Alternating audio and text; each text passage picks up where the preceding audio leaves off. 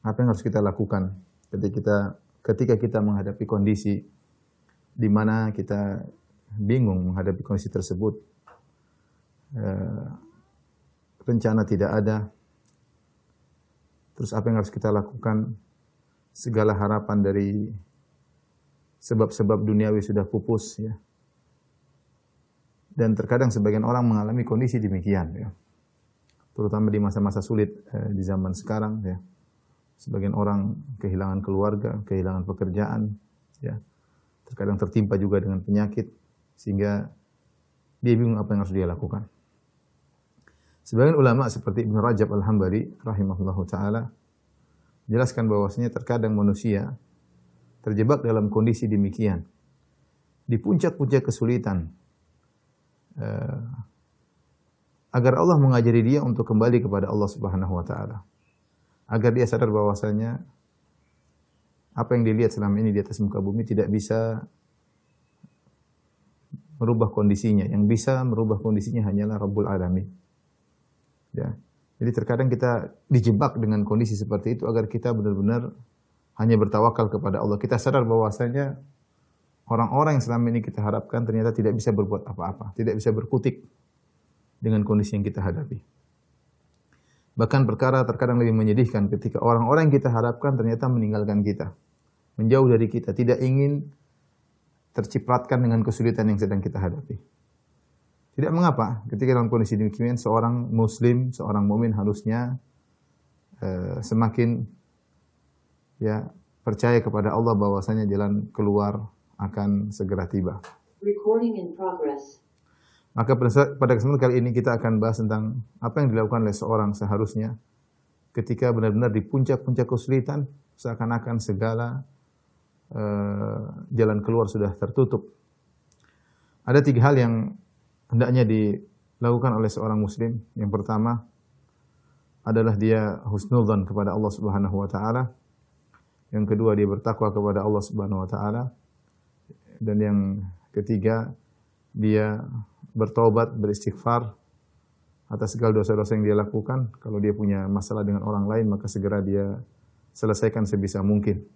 Karena bisa jadi apa yang dia alami merupakan dampak dari dosa-dosa masa lalunya atau dampak dari kezaliman yang dia lakukan kepada orang lain. Ala kulli hal, apapun yang terjadi, ini 3 perkara yang ingin saya singgung pada kesempatan kali ini.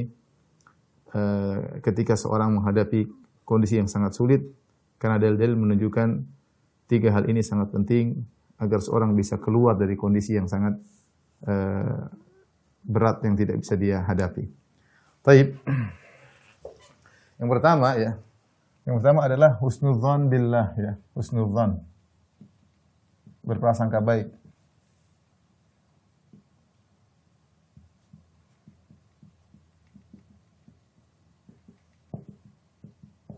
Allah Subhanahu wa taala memuji orang-orang yang berprasangka baik. Kata Allah Subhanahu wa taala, "Wa ahsinu innallaha yuhibbul muhsinin." Ya.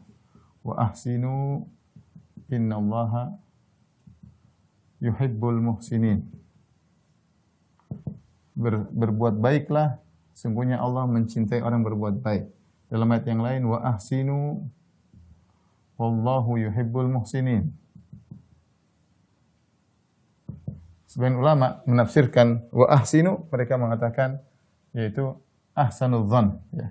Di antara makna wa ahsinu artinya ihsan dzan billah, berprasangka baik. Baik kepada Allah.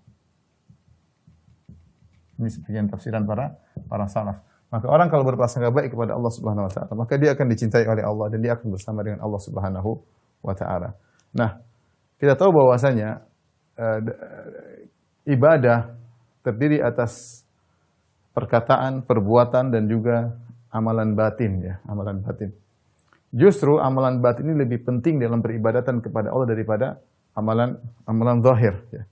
Terkadang kita hanya fokus kepada ibadah yang zahir seperti salat, baca Quran, itu penting semuanya, salat, baca Quran, ya. Tapi kita terkadang lalai bahwasanya ada ibadah-ibadah hati yang sangat agung. Di antaranya seperti berbaik sangka kepada Allah, berprasangka baik kepada Allah, adalah ibadah hati yang sangat agung. Bahkan banyak ibadah-ibadah zahir yang dibangun di atas ibadah hati. Kalau ibadah hatinya buruk, maka ibadah zahirnya juga juga buruk. Dan Nabi SAW telah mengatakan bahwasanya inna fil jasadi mudghah idza saluhat saluhal jasadu kulluhu wa idza fasadat fasadal jasadu kulluhu ala wahyil qalb. Sungguhnya dalam hati ada segumpal daging. Kalau dia baik maka baik pula seluruhnya, kalau dia buruk maka buruk pula seluruhnya. Ketahui dia adalah qalbu. Maka ikhwan dan akhwat yang dirahmati Allah Subhanahu wa taala, penting bagi kita untuk husnudzan kepada Allah ya ketika dalam kondisi sulit. Sungguhnya kita husnudzan, Rasulullah mengajar kita untuk husnudzan dalam banyak hal ya, dalam banyak hal. Di antaranya dianjurkan untuk husnudzan atau ditekankan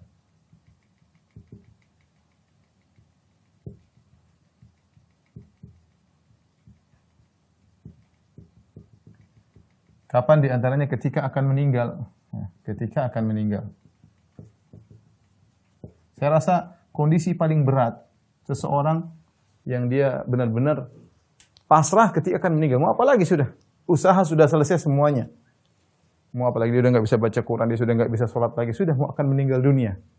Ya, namun ada ibadah yang agung hendaknya dia kerjakan di saat-saat puncak dari kesulitan tersebut adalah husnudzan kepada Allah Subhanahu wa taala. Jabir bin Abdullah radhiyallahu anhu berkata, "Sami'tu Rasulullah SAW qabla mautihi bi thalathati ayyam." Aku mendengar Rasulullah SAW sebelum meninggal 3 hari. Rasulullah SAW berkata, "La yamutanna ahadukum illa wa huwa yuhsinu dhanna billah." Janganlah sekali-sekali salah seorang kalian dari kalian meninggal dunia kecuali dia berbaik sangka kepada Allah Subhanahu wa taala ya. La yamutanna ahadukum illa wa huwa yuhsinu dhanna billah. Hadis riwayat Muslim. Jangan sekali-sekali meninggal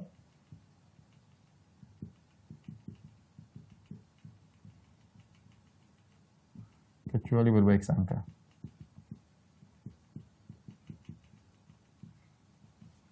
Ini kondisi saya rasa super sulit daripada kondisi yang kita hadapi sekarang.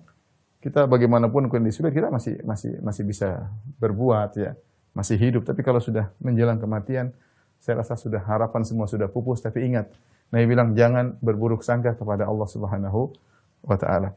Kemudian tentunya di antaranya berbaik sangka kepada Allah Subhanahu wa taala ketika bertobat ya, ketika bertobat dari dosa. Ini juga butuh berbaik sangka. Makanya dalam hadis qudsi Allah mengatakan adnaba abdi dzamban. Hambaku melakukan maksiat. Ya. Faqala rabbighfirli. Kemudian dia berkata, "Ya Allah ampunilah aku." Kata Allah, "Alima abdi anna lahu rabban yaghfiru dzam wa ya'khudhu bidzam." Hambaku tahu bahwasanya dia punya Tuhan yang mengampuni dosa. Makanya dia minta ampun. Dia husnudzon kepada Allah. Dia tahu Tuhan saya ini Maha mengampuni dosa. Maka dia mengatakan, "Rabbighfirli, ya Allah ampunilah aku." Ghafartu lahu, kata Allah, aku ampuni dia. Aku ampuni dia. Summa makatha masya Allah, kemudian dia diam dalam berapa lama tidak bermaksiat. Summa adnaba dzamban akhar, kemudian kembali lagi melakukan maksiat. Ketika dia maksiat lagi, dia bertobat, dia mengatakan Rabbighfirli, ya Allah ampunilah aku. Allah mengatakan lagi, alima abdi anna lahu rabban yaghfiru dzam wa ya'khudhu bidzam. Hambaku tahu dia punya Tuhan yang Maha Pengampun, maka dia minta ampun, aku ampuni dia. Husnudzon dia, meskipun dia melakukan dosa, dia husnudzon kepada Allah Subhanahu wa taala. Dan Allah mengkisahkan tentang 3 orang sahabat, kalau tidak salah Ka'ab bin Malik radhiyallahu anhu, kemudian Hilal dan Murarah, 3 orang ini yang mereka tidak ikut serta dalam perang Tabuk, sehingga kemudian Nabi menyuruh para sahabat memboikot mereka sampai hampir 50 hari. Allah turunkan bagaimana mereka dalam kondisi demikian, ketika mereka mengucapkan salam tidak ada yang jawab, bahkan keluarganya, kerabatnya tidak menjawab salam, bahkan disuruh meninggalkan istrinya. Berat ketika itu mereka diboikot oleh kaum muslimin, oleh Nabi SAW. Biasanya murah senyum, Nabi tidak senyum. Terkadang senyum marah, ya, bukan senyum yang seperti biasanya. Sehingga berat bagi 3 sahabat ini, padahal mereka begitu cinta kepada Nabi SAW. Allah turunkan firman-Nya, wa ala thalathatil ladzina khulifu hatta idza dhaqat alaihimul ardu bima rahubat wa dhaqat alaihim anfusuhum wa dhannu alla malja'a minallahi illa ilaihi tsumma taba 'alaihim yatubu. Dalam surat Taubah kata Allah, dan 3 orang yang ditangguhkan taubat mereka sampai hatta idza dhaqat alaihimul ardu bima rahubat, sampai mereka menyangka bumi sudah sempit, padahal bumi itu luas. Tapi mereka menyangka tidak kuat hidup di situ. Bumi terasa sempit, padahal bumi itu luas, kata Allah. Bukan cuma itu, wa dhaqat alaihim anfusuhum, bahkan jiwa mereka juga merasa sempit. Artinya sudah puncak, sudah sulit sekali. Tapi kata Allah, wa dhannu alla malja'a minallah illa ilaih. Tapi mereka menyangka bahwasanya tidak ada tempat mereka berlari kecuali kepada Allah Subhanahu wa taala. Ini yang jadi poin penting. Mereka husnudzan ketika mereka melakukan kesalahan bahwasanya Allah Maha Pengampun. Allah Maha Pengampun. Maka seorang ketika bertobat dia hendaknya berbaik sangka kepada Allah Subhanahu wa taala. Di antara juga kita ditekankan untuk husnudzan ketika dalam kondisi terdesak. Ya, seperti kondisi sekarang, kondisi sebagian orang dalam kondisi sangat sulit. Sunnatullah berlaku, kata Ibnu Rajab Al-Hambali, sunnatullah berlaku. Jika kondisi sudah sangat sulit, di puncak kesulitan, biasanya kalau dibarengi dengan ketakwaan, biasanya datang solusi. Solusi itu datang ketika di puncak-puncak kesulitan. Ya. Di puncak-puncak kesulitan. Dan itulah yang Allah Subhanahu wa taala ceritakan dalam Al-Qur'an, ya. Demikian juga kisah-kisah yang dialami oleh Nabi sallallahu alaihi wasallam, datang pertolongan tersebut ketika di puncak-puncak kesulitan, ya. Di puncak-puncak kesulitan. Kenapa? Mereka husnudzan kepada Allah Subhanahu wa taala. Saya sebutkan misalnya contoh, ya.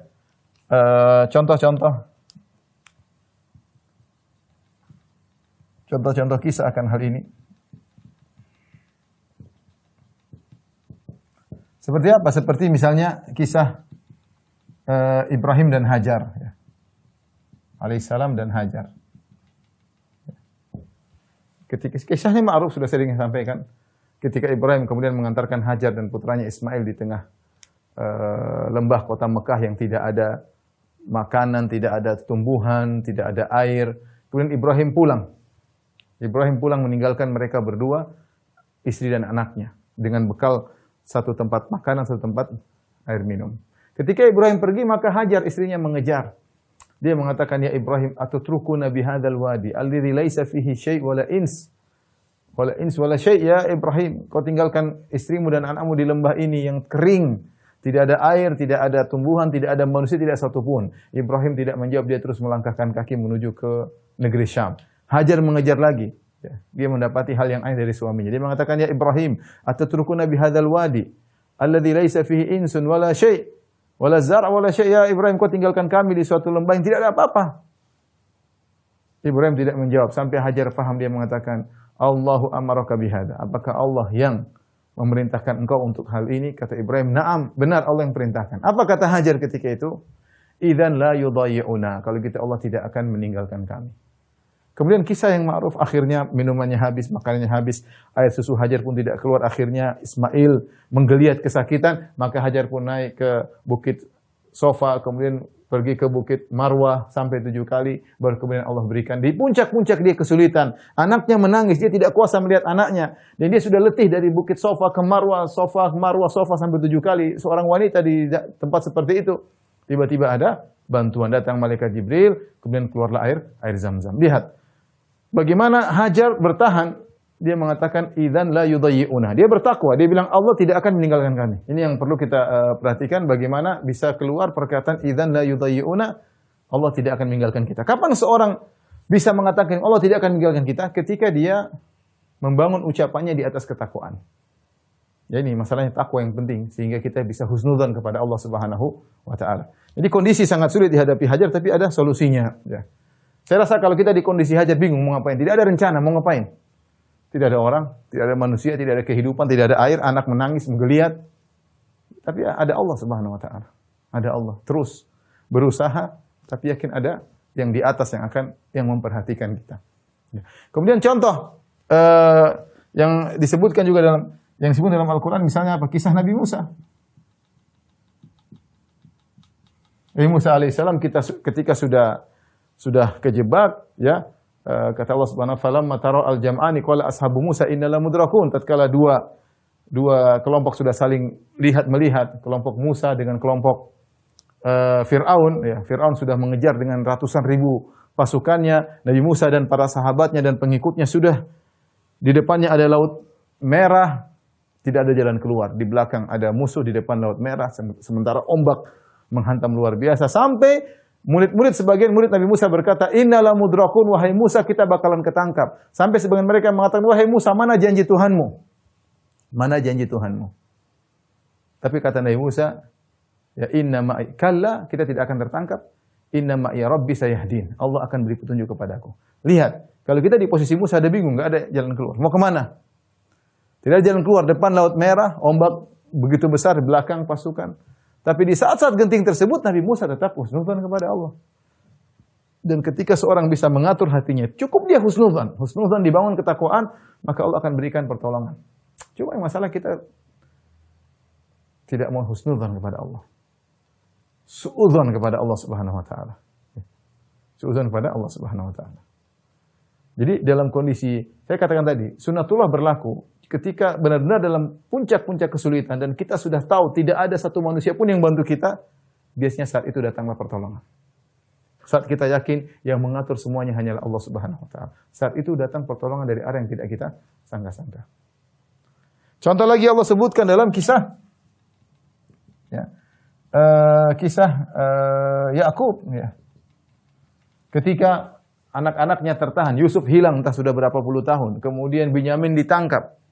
Kemudian kakak mereka yang paling tua juga tidak mau pulang. Ketiga anaknya tidak ketemu lagi dengan dia, tertahan di entah kemana. Yusuf entah kemana, Binyamin ditahan.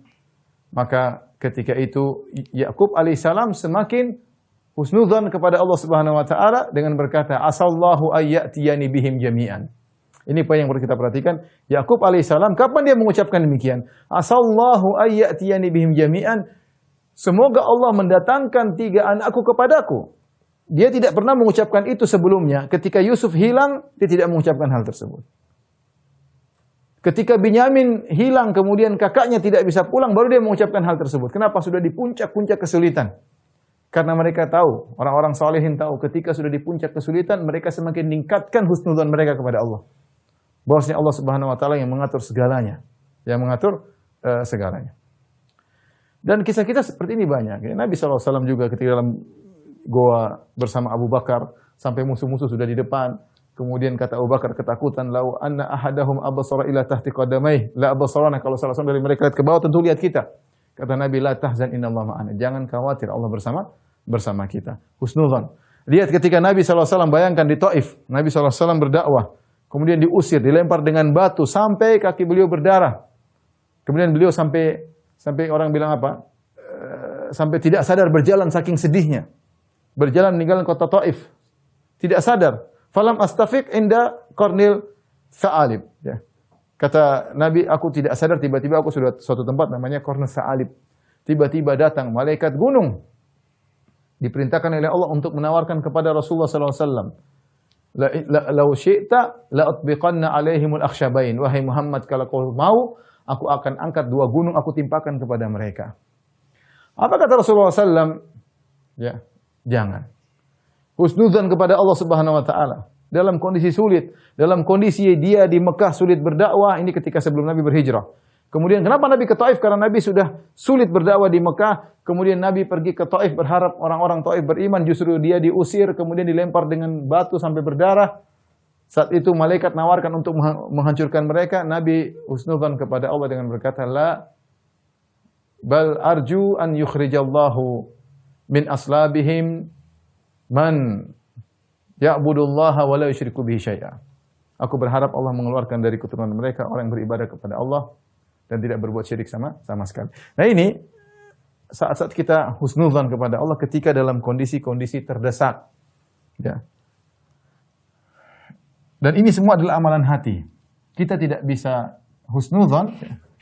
Sulit untuk husnudzan kecuali kita yakin dengan ya tidak bisa husnudzan, berbaik sangka,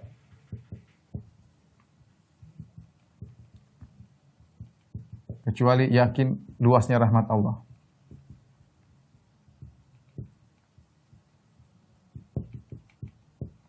Yakin Allah melihat kita.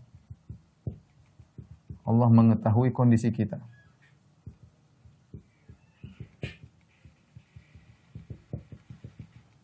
Yakin ya, sempurnanya kekuasaan Allah.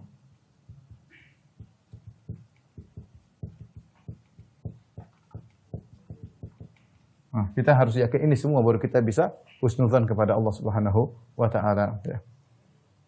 Kalau kita tidak yakin sulit ya. Yakin Allah mengurusi kita secara detail. Kita ini di Islam ini diurusi oleh Allah secara detail. Ini ujian Allah berikan pasti ada solusinya ya. Allah tidak bukan kondisi kita luput dari ilmu Allah. Allah tahu kita sedang dibikin, Allah tahu. Tapi kita tinggal tanamkan dalam hati kita, ya Allah Engkau mengetahui kondisiku. Ya Allah Engkau tahu kesulitan yang aku hadapi. Kita menangis, berdoa kepada Allah Subhanahu wa taala, yakin hanya Allah yang bisa mengangkat penderitaan kita. Kita husnudzan, maka insya Allah ada solusi. Dan dalam hadis qudsi Allah berkata, ana inda dhanni abdi bi, sungguhnya aku tergantung persangka hambaku. Falyadhunna abdi bi ma syaa. Maka silakan hamba berprasangka kepadaku dengan apa yang dia kehendaki. Perhatikan, in dhanna bi khairan falahu. Kalau dia berbaik sangka padaku, bagi dia kebaikan. Wa in dhanna bi syarran falahu. Kalau dia berburuk sangka kepadaku, bagi dia keburukan. Nah, ini tinggal kita menata hati bagaimana kita berbaik sangka kepada Allah Subhanahu wa taala. Ikhwan dan akhwat yang dirahmati Allah Subhanahu wa taala, yang kedua yang kita lakukan adalah bertakwa. Ini landasan kita di antara hal yang membantu husnudzan adalah kita segera memperbaiki diri kita dengan bertakwa.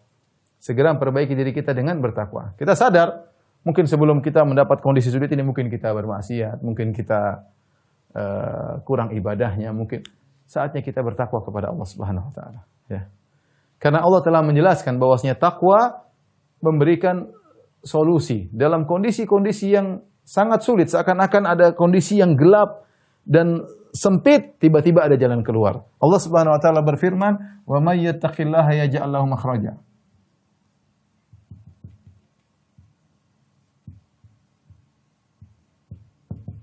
Siapa yang bertakwa, Allah berikan solusi. Ini janji Allah, harus kita percayai. Siapa yang bertakwa, maka Allah kasih jalan keluar. Allah beri jalan keluar.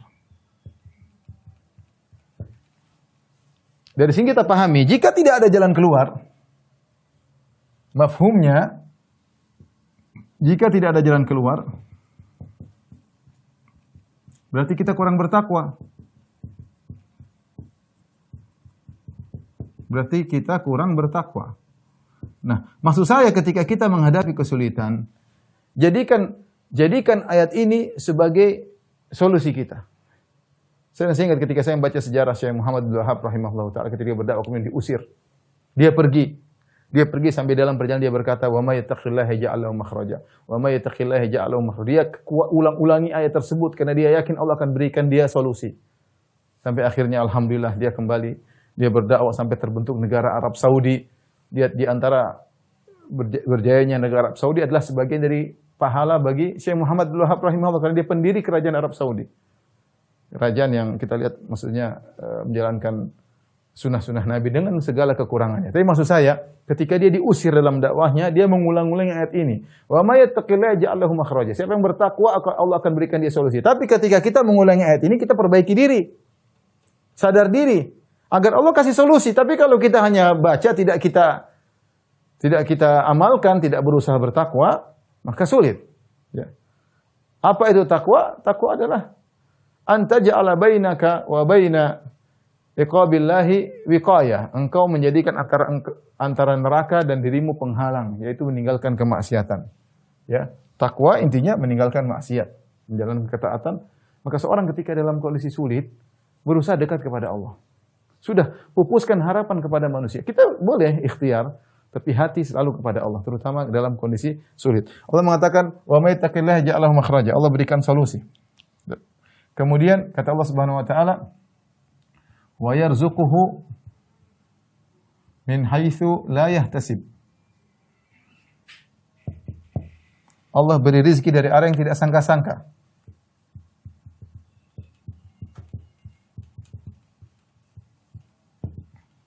Tidak disangka-sangka. Allah mengatakan lagi, "Wa may yatawakkal 'alallahi fahuwa hasbuh." Wa may yatawakkal 'alallahi fahuwa hasbuh. Siapa yang bertawakal, Allah cukup baginya.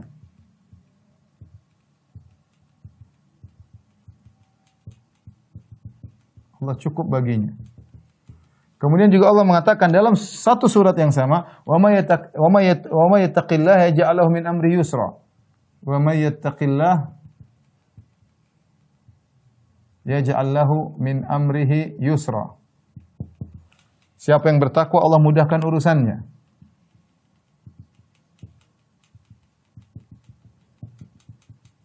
Allah mudahkan urusannya.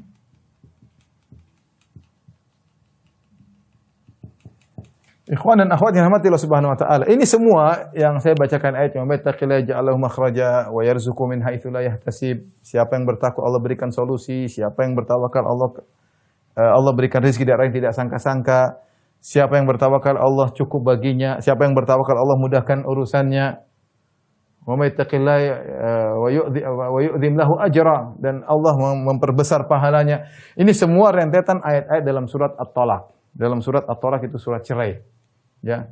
Jadi ini ayat-ayat turun ketika Allah berikan sampel contoh tentang kondisi yang sangat sulit dihadapi oleh seorang.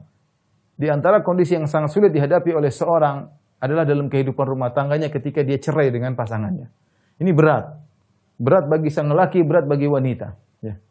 Sangat berat. Apalagi kalau mereka sudah memiliki anak-anak. Apalagi kalau mereka sudah menjalin pernikahan dalam waktu yang lama. Ya.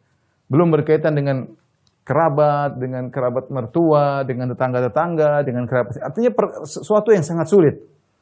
Di antara masalah yang sangat berat dalam kehidupan seorang ketika harus bercerai. Tapi dia harus hadapi. Karena syariat membolehkan cerai kalau memang ada maslahat. Nah, Allah mengajarkan kepada kita ketika dalam perceraian yang itu kondisi yang sangat sulit, baik laki-laki maupun wanita, bertakwa kepada Allah. Bertakwa. Bertakwa ketika menghadapi masalah tersebut. Makanya kalau kita baca surat At-Talaq tersebut, Allah sebutkan kalau mau cerai ada aturannya. Jangan usir istrimu tetap di rumahmu, di masa iddah ditunggu, ada aturannya. Namun kenapa banyak orang ketika mengalami perceraian tidak mendapat solusi? Kondisi semakin terpuruk, anak-anak tidak diperhatikan, ribut melulu sama bekas istrinya, ribut melulu sama bekas suaminya. Tidak selesai-selesai permasalahan, terkadang dendam-dendaman di antara mereka. Karena mereka tidak bertakwa ketika menjalani perceraian. Artinya mereka tidak bertakwa ketika menghadapi permasalahan yang mereka hadapi. Kita bilang sekarang ada masalah misalnya. Sebagian orang tidak bertakwa, ada masalah ekonomi mereka lagi jatuh. Kemana? Ke dukun misalnya.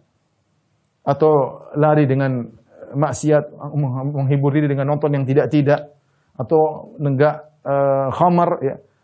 Ada masalah, mereka tidak hadapi dengan ketakwaan. Harusnya kalau ada masalah, apa? Sudah. Bangun malam, hamparkan sajadah, sujud. Selesai, mau diapain? Terus mau kemana lagi? Ya. Mau kemana lagi? Mau telepon misalnya panglima, mau telepon raja, mereka juga sekarang menghadapi permasalahan. Kalaupun diangkat, mereka juga sedang banyak masalah sekarang, sedang banyak urusan. Hati masih berharap kepada manusia sulit. Anda bertakwa kepada Allah, serahkan hati kepada Allah Subhanahu wa taala. Minta, nanti Allah akan beri solusi dari arah yang tidak Anda sangka-sangka. Dan itu pengalaman banyak orang. Ya, pengalaman banyak orang. Yang jadi masalah ketika kita menghadapi permasalahan, kita tidak menghadapinya dengan ketakwaan. Ya. Harusnya kalau kita ada masalah, sederhana baca Quran. Ya. Kemudian sholat malam, berzikir kepada Allah Subhanahu wa taala, ada sisa sedekah, ya, seperti itu. Ya. Saya sering sampaikan, saya pernah ketemu dengan seorang, dia sampai operasi berulang-ulang sampai uangnya habis. Selagi pengajian waktu itu, dia kemudian bilang, Ustaz, saya pernah mengalami seperti itu. Saya sampai divonis mati 3 bulan oleh para dokter. Ya. Duit saya sudah mau habis, mereka sudah operasi berulang-ulang. Akhirnya mereka kamu nggak bisa lagi 3 bulan lagi, menurut perhitungan medis. Akhirnya saya ketemu dengan seorang kerabat, seorang wanita, dia berkata, sudahlah, sekarang serahkan kepada Allah Subhanahu wa taala. Sisa waktumu gunakan untuk puasa, sholat malam, untuk sedekah. Dan saya lakukan, Ustaz. Dia bilang, saya lakukan, saya puasa ketika itu. Kemudian saya sholat malam, ada sebagian saya sedekahkan. Saya sembuh akhirnya, sembuh tanpa operasi. Kapan kesembuhan itu Allah turunkan kepada dia? Tatkala dia benar-benar tahu bahwasanya yang menentukan segalanya hanyalah Allah Subhanahu wa taala. Tidak ada dalam hatinya pun ketergantungan kepada manusia sedikit pun. Itu ibadah yang sangat mulia, ya. Jadi ikhwan akhwat yang rahmati Allah Subhanahu wa taala, kita semua ada masalah, terkadang masalah sangat berat.